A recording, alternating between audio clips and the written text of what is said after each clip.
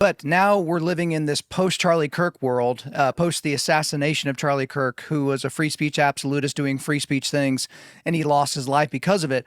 And I know you're a deep thinker about these things. Beyond that, I also know that you're a student of all time periods, right? So, being 39 years old, and this is the most extreme political assassination of my lifetime. But if you talk to somebody that grew up in the 60s, like there was racial unrest and there were a lot of people being murdered, there were a lot of assassinations, there was an economic downturn, there was all these things that were happening. So, I just want to give you a chance to maybe put our time in context and then talk about the impact of Charlie Kirk.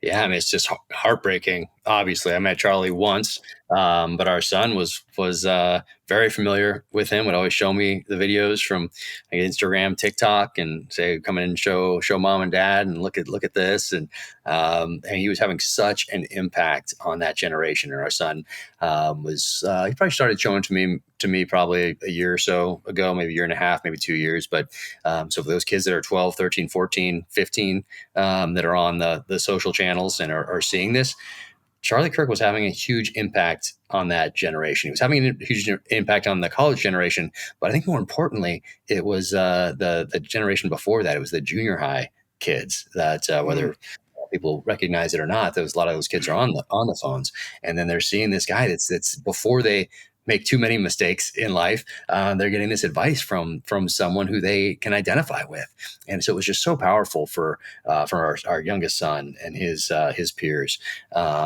And then, oh my gosh, when it happened, I tried to call him right away and tell him not to look at the socials, but he'd already seen it. So just Mm. absolutely heartbreaking. And of course, the crazy part of all this is that it's going to bring more people back to church, more people, questioning maybe some decisions, bringing people back to that morality.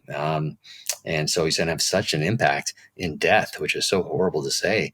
But anyway, I wrote a tribute about it on my socials. I felt that would be appropriate. There was a lot of silence from people, and I just didn't feel it was right to remain silent. And I did two posts on it. I just try to be as thoughtful as I possibly can. And of course, we're thinking about him and his family, and then this lasting impact that he's now going to have. That's going to live on. And I think I wrote my last line in there.